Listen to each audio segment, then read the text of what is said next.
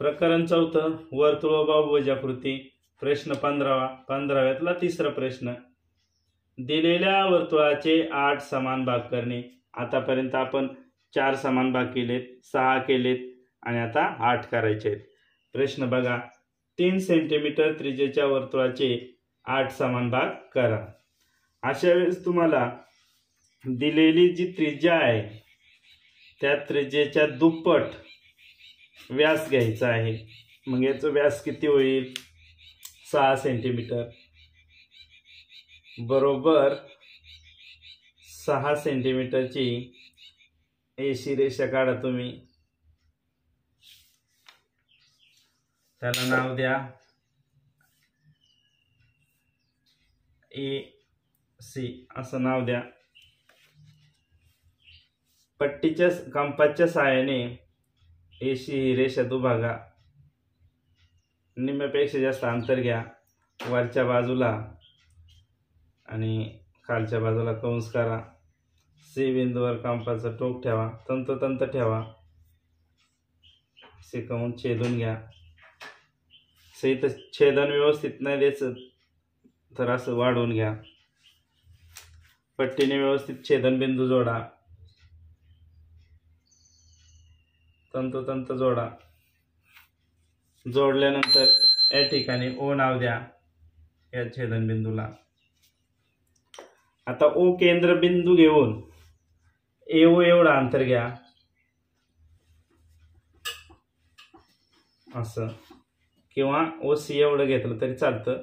आणि मग कंपासच्या सहाय्याने असं वर्तुळ काढा। वर्तुळाचे किती भाग झाले मित्रांनो? 4। अजून आपल्याला किती करायचे आहेत? 4। Very good. मग आता अगोदर या ठिकाणी नाव देऊन घेऊया। याला इथे नाव देऊ D, इथे नाव देऊ B।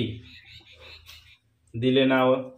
वर्तुळाचे किती भाग झालेत? 4। आपल्याला किती करायचे आहेत? 8। मग काय करा, DC हा एक कोन दुभागा किंवा एवढं कंस दुभागा। निम्म्यापेक्षा जास्त अंतर घ्या, इकडे पुढच्या बाजूला असा कंस करा। C बिंदूवर ठेवा, इथं तो कंस छेदा।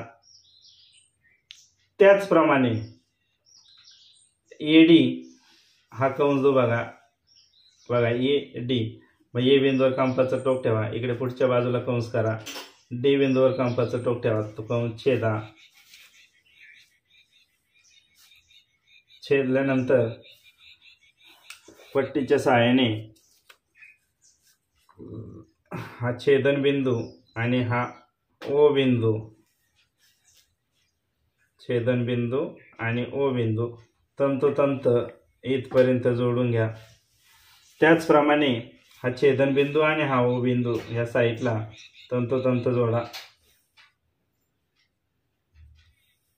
इथपर्यंत। अशा प्रकारे दिलेल्या त्रिज्येचे किंवा दिलेल्या वर्तुळाचे समान 8 भाग होतात। इथं नाव द्या। तर या ठिकाणी इथे Q नाव द्या, इथे R नाव द्या, इथे S नाव द्या आणि इथे T नाव द्या। अशा प्रकारे दिलेल्या वर्तुळाचे समान 8 भाग होतात। आता 8 भाग कसे झाले लक्षात आलं? अगोदर आपण काय केलं, 3 सेंटीमीटर त्रिज्येचं वर्तुळ काढण्याऐवजी 6 सेंटीमीटर 3च्या दुप्पट व्यास काढला, वर्तुळाचा व्यास काढला, तो दुभागला आणि दुभागल्यानंतर आपल्याला O केंद्र मिळालं आणि मग AO एवढं अंतर घेऊन वर्तुळ काढलं। मग त्याचे हे 4 भाग झाले। 4 भाग झाल्यानंतर आपण हा एक DC कोन दुभागला आणि AD कोन दुभागला। त्यानंतर ते पट्टीने जोडून घेतले आणि मग वर्तुळाचे किती भाग झाले? 8 भाग झाले। समजलं? धन्यवाद।